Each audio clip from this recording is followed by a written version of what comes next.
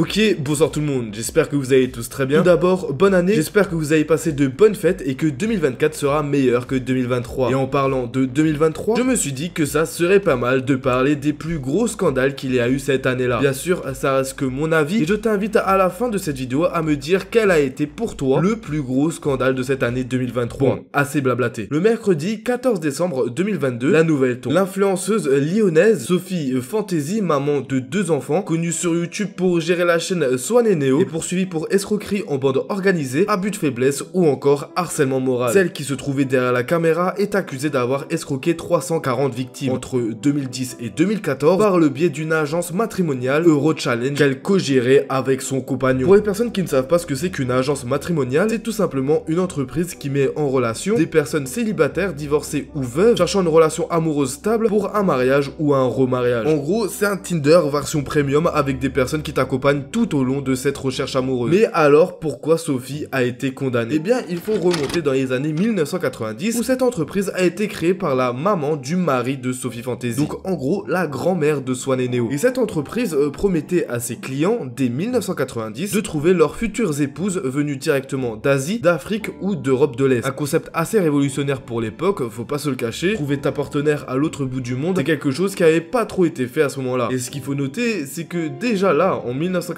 cette entreprise avait compris qu'il y aurait beaucoup de demandes et qu'il y avait surtout beaucoup d'argent à se faire. Et c'est pourquoi ils ont instauré une fonctionnalité payante, leur demandant, dans un premier temps, de payer afin de découvrir les photos des femmes proposées. Et c'est là le problème. Car sur place, les adhérents ont trouvé des promises bien différentes des femmes montrées. Sans parler du voyage tout frais payé, qui leur était finalement facturé sans aucune possibilité de se faire rembourser, sous peine de recevoir la visite d'un huissier. Le 6 mars 2023, la décision a donc été prise. L'influenceuse Sophie Fantasy, connue sur YouTube pour mettre en scène ses enfants Swan et Neo et son mari Grégory T, ont été reconnus coupables d'escroquerie par le tribunal de Lyon. Et ils ont été condamnés à 5 ans de prison, dont 18 mois avec sursis et 100 000 € d'amende chacun. Le couple a été jugé avec 12 autres personnes pour avoir escroqué entre 2010 et 2014 340 personnes au sein de l'ancienne agence matrimoniale lyonnaise Eurochallenge créée par la mère de Grégory. Cette dernière a écopé de 5 ans de prison, dont 2 fermes et 20 000 € d'amende. Les 2 autres fils ont également été condamnés à 4 et 3 ans d'emprisonnement avec sursis. Après cette nouvelle assez surprenante, Neo, l'enfant le plus âgé de Sophie, la parole afin d'arrêter tout l'harcèlement que Sophie Fantasy recevait dans la gueule. Je vais répéter un peu ce que j'ai dit par rapport à la maladie. Cette maladie, elle a été causée par le stress de tout ça, par toute la fatigue accumulée par rapport à tout ça. Parce que je vous ai dit juste avant que le cyberharcèlement, moi, ça m'avait pas atteint et ni Swan. Par contre, ma mère, ça l'a beaucoup atteinte. Ça lui a fait beaucoup de mal. Pour une mère, d'être considérée comme un monstre avec tous les efforts qu'elle fait, c'est juste horrible. Ça lui a fait beaucoup de mal. On a essayé de la rassurer au maximum, mais voilà, ça a quand même impacté son mental et sa santé. Dans les alentours du mois d'avril, une vidéo circule sur Twitter et TikTok. Dans celle-ci, on peut voir 2 hommes agresser sexuellement un autre. Sur ces 2 hommes, un snapchatter de 16 ans se nommant Pirouette se fait reconnaître. Et là, ça part dans tous les sens. On apprend plus tard dans la journée que cette histoire a commencé à cause d'une embrouille tournant autour de l'argent. Pirouette lui aurait réclamé de l'argent qu'il lui aurait prêté en abusant de lui toute une après-midi. Un scandale qui a fait énormément de bruit à cause de cette vidéo, mais aussi à cause de 2 autres où l'on voit un membre de sa famille l'engueuler alors que sa mère pleure en fond, et une autre où l'on entend Pirouette faire de fameuses excuses qui n'étaient pas du tout sincères. L'autre là.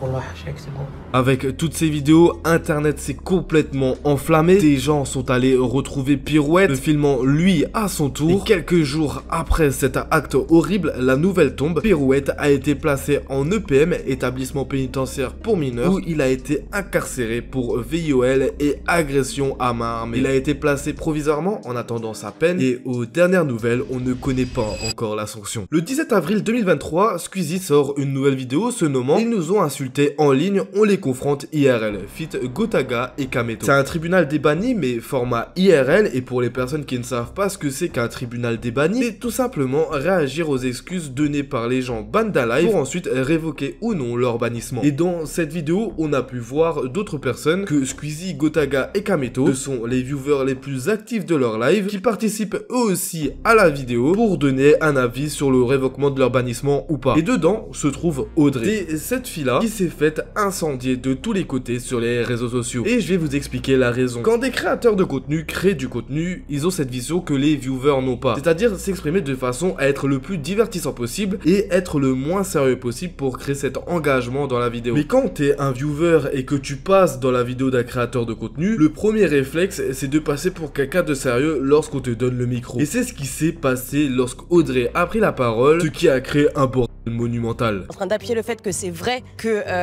Kamel il est moche et inintéressant. Merci Audrey, merci Audrey. Tous les créateurs de contenu, que ce soit Kamel ou d'autres gens, en fait juste attaquer sur le physique c'est naze. Y a rien qui peut justifier que t'es sur un live et t'attaques quelqu'un sur son physique en fait. En fait, je trouve qu'il y a beaucoup de culot, mais un peu trop. Merci. En plus là, la défense, pardon, je suis vraiment désolée, est mauvaise.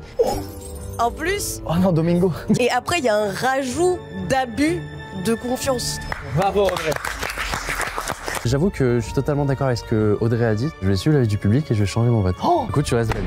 Je vais suivre les avis du public. Et à cause de ce côté sérieux, dans une vidéo divertissante de Squeezie, Audrey s'est faite allumer de partout, créant un cyberharcèlement autour d'Audrey avec des tweetos l'insultant à tout va. On a un tweetos par exemple qui est suivi par énormément de personnes qui a dit « Trouvez-moi une personne plus détestable que elle, par pitié », ce qui a créé de nombreuses réponses au tweet et donc énormément d'engagement, poussant le drama extrêmement loin. Et voyant l'ampleur que ça a pris, Squeezie a été obligé d'y réagir dans un premier temps avec un tweet, puis en live. Et dans le tweet, il nous dit « Ça y est, une femme donne son avis très pertinent sur des comportements toxiques et tous les détraqués de ce réseau en font un bouc émissaire. » La vidéo dénonce exactement ce que vous faites ici. Insulter, bâcher, harceler parce qu'on est anonyme. Remettez-vous en question. Je comprends qu'il y ait des gens qui auraient aimé que le format soit full secondaire, qu'on rigole, qu'on s'en foute et tout, mais il ne l'est pas. Et qui a eu le rôle de ramener du premier degré là-dedans? Les viewers, et en tout cas ceux qui ont pris la parole parmi les viewers. Il faut avoir du courage pour la prendre qui plus est. Et en fait, il y en a très peu qui l'ont prise, et il y a essentiellement Audrey qui l'a prise, et qui en plus avait des arguments très bons, objectivement. Donc, et par contre, ce qu'elle a subi derrière sur les réseaux sociaux, ça s'appelle du de cyberharcèlement, c'est de l'acharnement. C'est de l'acharnement les gars, c'est vraiment pas drôle. Personne n'a rigolé face à des grands tweets de trous du qui disent c'est la meuf la plus détestable, non mais l'autre avec sa salopette, je l'en... Mais vous êtes des malades les gars. Vous êtes des malades, c'est pas une créatrice de contenu, c'est pas quelqu'un qui a une communauté. C'est quelqu'un de la communauté qui prend son courage à deux mains pour venir dans cette vidéo et pour intervenir en faisant des remarques méga pertinentes. Suite à cet extrait de live, les gens ont compris la prise de parole de Squeezie. Mais d'autres ont encore plus exagéré la chose, disant que c'était pas normal que Squeezie se mette à insulter des gens en live, alors que la réaction de Squeezie a été plus que compréhensible. Audrey avait même pris la parole après toute cette histoire, nous révélant ce qu'elle avait vécu. Moi, ce qui va me gêner, c'est quand ça part sur le physique, quand ça part sur de l'incitation à la violence, quand ça part sur des... hardcore, ouais bien sûr. C'est genre, mais que je me retrouve en face d'elle, je vais lui casser ses dents et tout, on va voir si elle... Genre, si je la croise dans la rue, je vais la b***er, enfin, elle mérite de crever.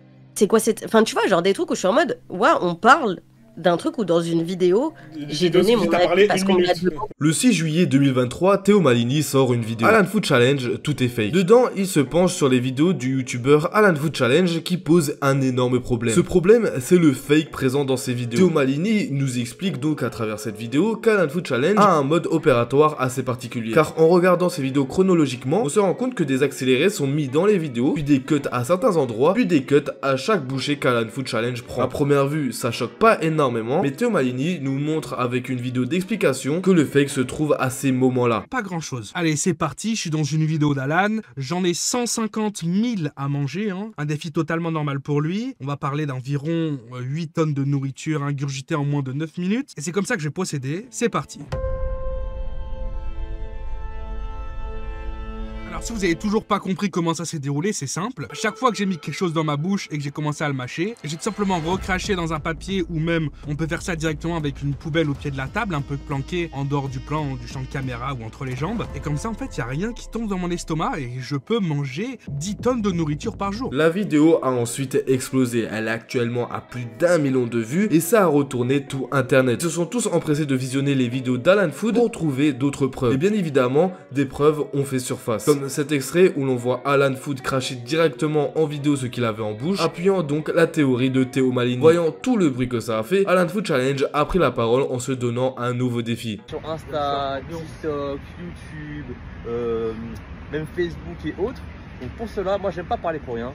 Je suis quelqu'un qui a des principes, qui a des cojones. Je donne rendez-vous ce dimanche sur Twitch. Oui, Twitch, Twitch. dimanche vers 20h je pense, et je vous ferai une grosse vidéo banger en mode FAQ, mais aussi du coup forcément challenge en live. Il n'y aura pas de cut là, il n'y aura pas de cut, pas de poubelle ou je sais pas quoi. Pour peut-être dire ouais genre finito machin et tout. Ce que je vaux. C'était le live le plus attendu de l'année. En l'espace de quelques jours, c'est plus de 100 000 nouveaux follow sur sa chaîne Twitch. Tout le monde l'attendait, c'était le moment le plus important de sa carrière pour Alan Food Challenge. Sauf que malheureusement, il s'est passé ça en live. Bon, je vais vous décevoir, je vais arrêter là.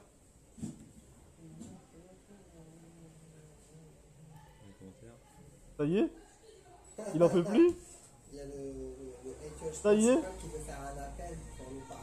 Sérieux? Donc on est loin des 5 gigatacos. Hein. Ah oui. Il en a fait 1,5. Hein. Il en a fait 1,5 les frères. Et oui, Alan Food a lamentablement échoué au bout de 1 tacos et demi. Pendant tout le live, des gens ont enquêté et ont remarqué que ces gigatacos n'en étaient pas et qu'ils étaient plus petits encore. Créant une seconde vague d'harcèlement autour de Alan Food Challenge, lui faisant leak son numéro de téléphone pour se faire livrer une vingtaine de pizzas alors qu'il venait de couper son stream. Domino's, ok, bon, c'est bizarre. Qui a pris ma commande? J'ai pas connu, on va pas fuiter. Ce serait bizarre, c'est quoi ce délire là? Putain, mais non, j'ai pas commandé. Attends, mais c'est surtout ton numéro de téléphone. Ouais. C'est bizarre. C'est bizarre. Donc ça veut dire que ton numéro a fuité là? Comment? J'ai une commande Domino's. Ça fait 3 fois. C'est quoi ce bail? Le numéro a fuité, j'en s'amuse. Ils ont fuité le numéro de téléphone. Et là, ça veut faire des bails sales. Bon bah c'est pas grave, on va aller chez l'opérateur modifier le numéro. Comment ça a été fait je sais pas, mais non c'est que des commandes. Tu peux le faire sur l'application directe. Genre je reçois 100 pizzas, 40, 100. Non mais là carrément il y a quelque part où ils ont mis ton numéro. Si un mec il appelle pour rigoler. C'est sûr, ouais. Bah ouais. Mais où je sais pas. Voilà. Forcément là ça rend malade. Hein. C'est passé un live chill détente, explication. De fois je voulais même pas manger, finalement j'ai fait pour faire plaisir à des gigatacos. J'avais pas dû. Voilà. Et là ça arrive encore. C'était pour moi les plus gros scandales de 2023. Si t'en as d'autres en tête, mets-les-moi en commentaire. Et n'hésite pas à t'abonner si la vidéo t'a plu. Vous êtes plus de 60% à ne pas être abonné. Et ce serait cool de vous avoir dans le navire. Enfin bon, moi je vous laisse là. C'était Foufa. Passez une bonne journée ou soirée. Ciao.